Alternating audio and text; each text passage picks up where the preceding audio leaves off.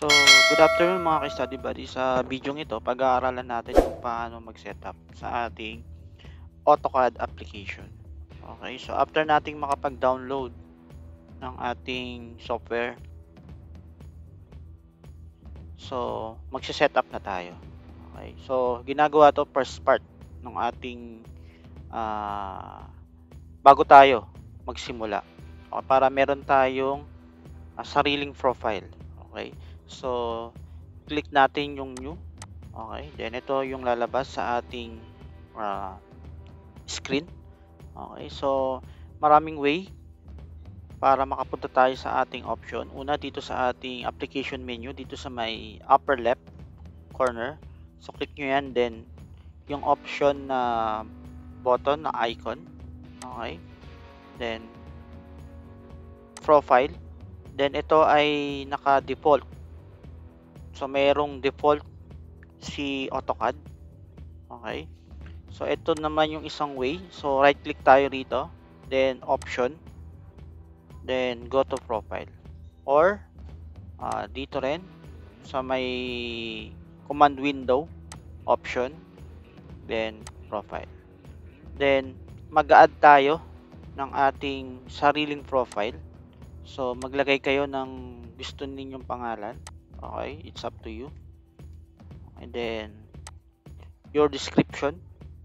Okay, so my own profile, then apply and close. Then click natin yung ating gagawing profile. Okay, kung saan magagamit natin ito. Okay, yung mga preference natin dito sa ating AutoCAD application. Kasi kung hindi kayo komportable dito sa naka-default, pwede tayong gumawa ng sarili natin. Okay, then set current. Then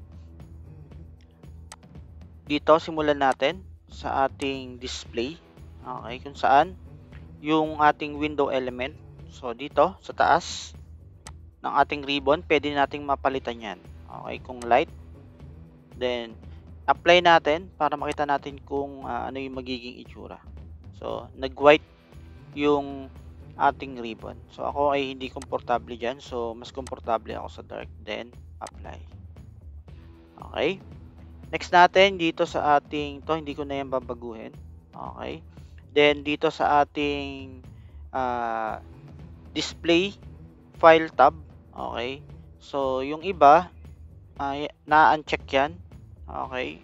So ano yan may dilemma yan if ever na ma-uncheck natin yan. If ever na i-apply natin yan, pansinin nyo yung dito sa ating display file tab. Okay, nawawala yan kapag na-uncheck natin yan. Then apply. So possible kapag tayo ay gagawa, mag-ano ka, alt-tab. Hassle pa siya. Okay, so ibabalik ko na lang siya. Okay. So then for our colors and font size, okay, at the same time yung font and yung mga font style and sizes natin.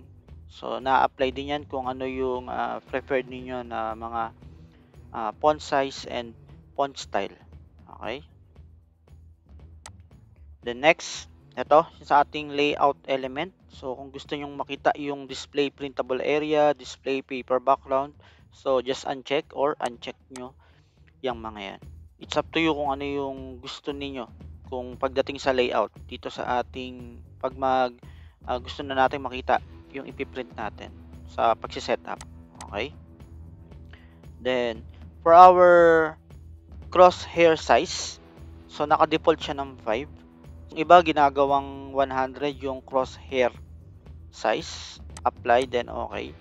So ayan, nag 100 yung ating crosshair size. So ako, hindi ako komportable sa crosshair size na 100. So okay na sa akin yung 50. Then yung except display and in place edit annotative representation, is up to you kung ilan yung gagawin yung value dyan. Then apply. Okay. For our open and save, ayan.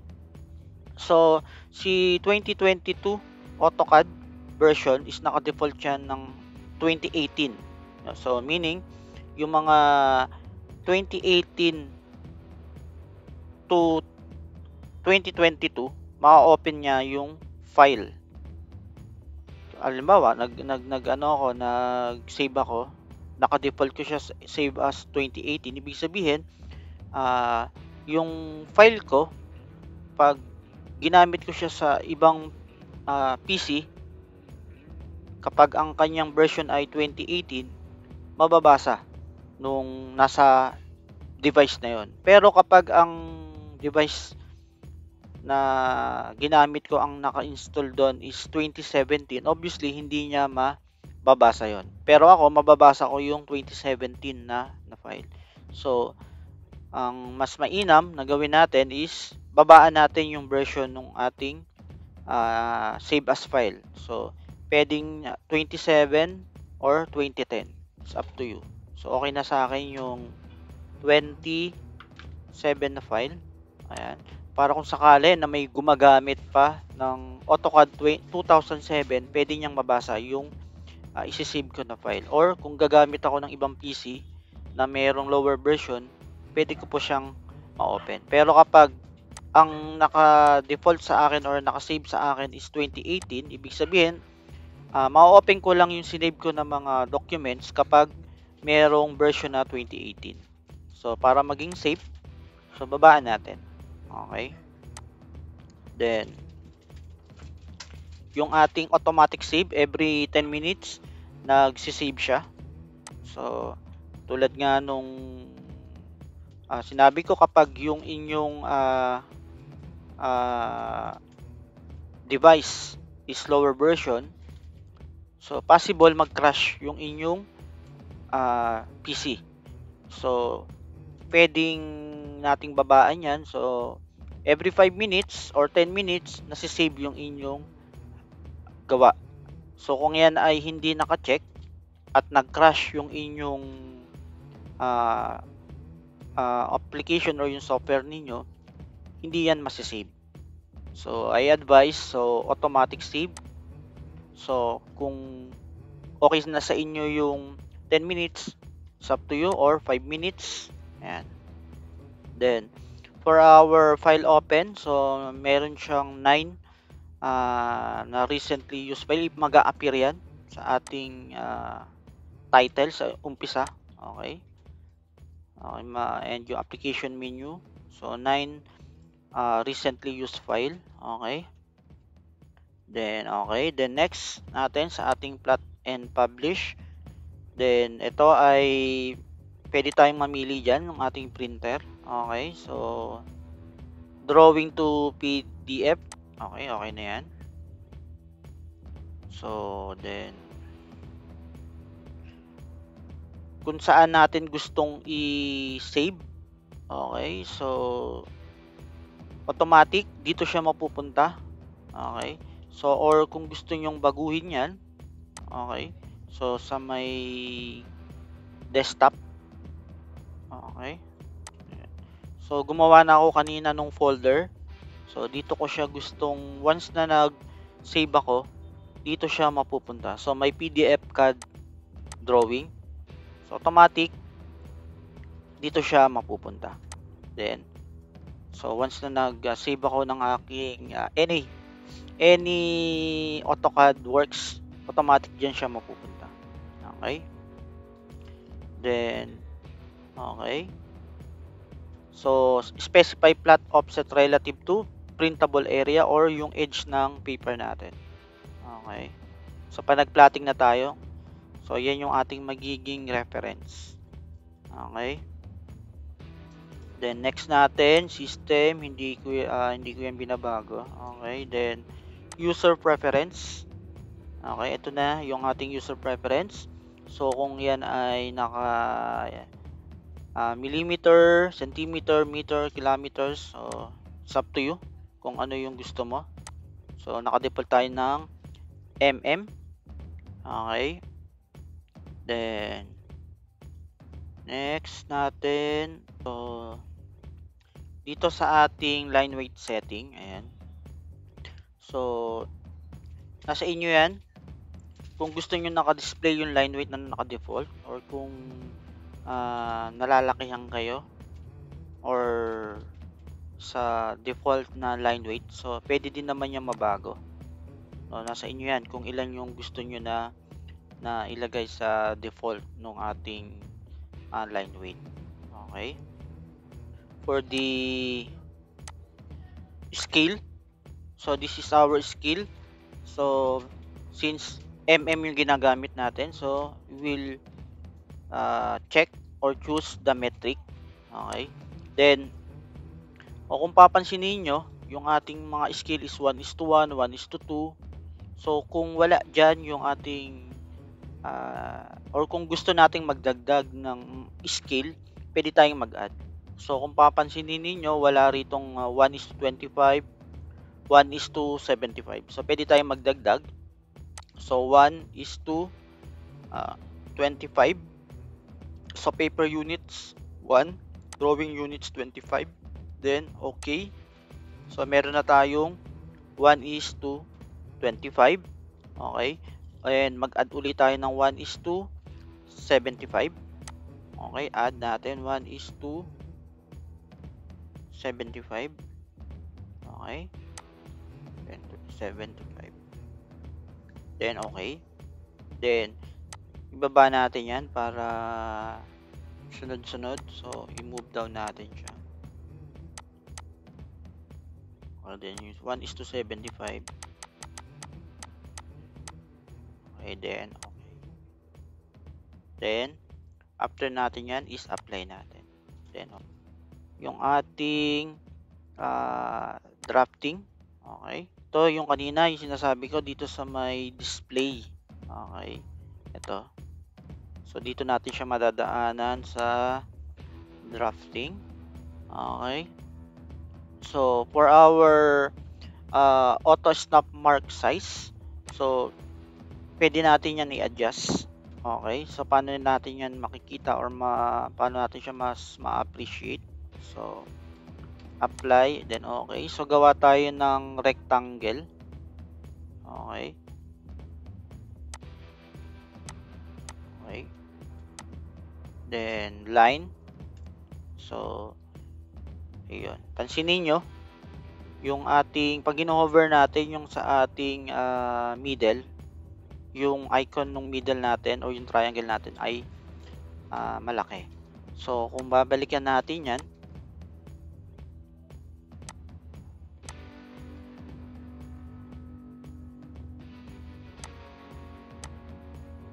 okay, ito. So liitan lang natin. Ayan. So apply, then okay. So line. Yun, maliit lang siya. So sa akin, gusto ko malaki para mas madali ko siyang ma-view. So, just in case na snapping na ako. Okay. Okay, so next naman natin yung ating pick box. So na-adjust yung ating pick box. Okay, so isagad muna natin dun sa maximum. So para makita natin yung kung ano yung itsura or kung ano yung magiging result. So ito yung magiging result. So yung pick box niya is lumaki. Okay, so kung hindi kayo komportable sa size ng pick box, so pwede din dito sa ating command line. So just simply type pick box, then enter nyo. Then baguhin na natin yung ating size ng ating pick box. So sa akin is okay na ako sa 10 na size, then enter. Ayan, nabago na siya. Okay, and next is yung ating grip. Okay, yung grip size natin. So nababago din yan. So saan ba nakikita yan? Yung grip na yan. Ayan, ito yung mga grip natin. Yung mga grip. Ayan, yung mga color blue na box and rectangle. Okay, so try natin siyang baguhin. Okay, for our grip size. Okay, so try natin i-maximum yung maximum na size, then apply, then okay, then ayan, so lumaki. Obviously lumaki yung ating grip size. So balik lang natin kung saan tayo komportable. Okay, ayan, Then nababago din yung ating grip colors. Okay, so pwede yan. Ayan. Nasa inyo yan kung ano yung gusto ninyong kulay. Okay. Then, okay na siya. Apply. Okay. So, then next is export natin yung ating profile. Okay. Kung saan, if ever na ma-delete natin to, or example, gumamit tayo ng ibang PC o ng device, mas prepared natin yung ating ginawa na profile. So, pwede nating gamitin. So, hindi na tayo magsisetup ulit ng panibago dahil it will take time to set up new profile again. Okay, so export natin yan. So, again, doon sa gusto nating na mapuntahan dito sa PDF. Okay, then gawa na lang ako ng bago. Okay, so new folder. So, may Rowell profile. Okay, then baguhin ko to. So, file name is Rowell profile. Okay, then save. Okay, then check natin kung na-save natin siya sa ating Rowell profile. Ayun. So, drag ko na lang yan dyan. Okay, dito na siya. So, yung aking ginawa na profile. If ever na gagamit tayo, for example, ng ibang device at wala yung ating ginawa na profile, okay, so i-delete natin yan. Okay, yan.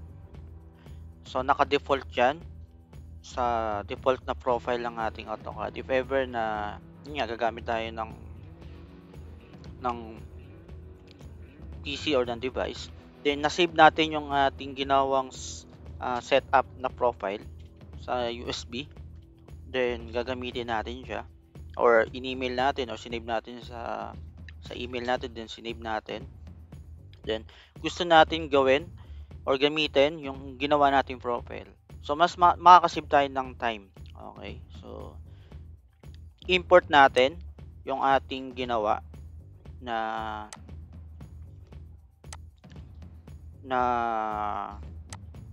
profile.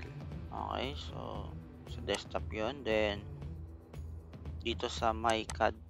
Okay, then ito, then open, then apply. So, kung babalikan natin or i-set current natin yung ating na-save na file, okay, then check natin yung ating display or yung mga ginawa natin kanina. Okay, so ayan. So, hindi na tayo na nahirapan or nag-aksaya ng oras para mag-set up tayo ng ating profile. Okay? So, okay. I hope nakatulong ang ating how to set up our AutoCAD or after natin makapag-download ng ating AutoCAD application. So, that's all. Thank you very much.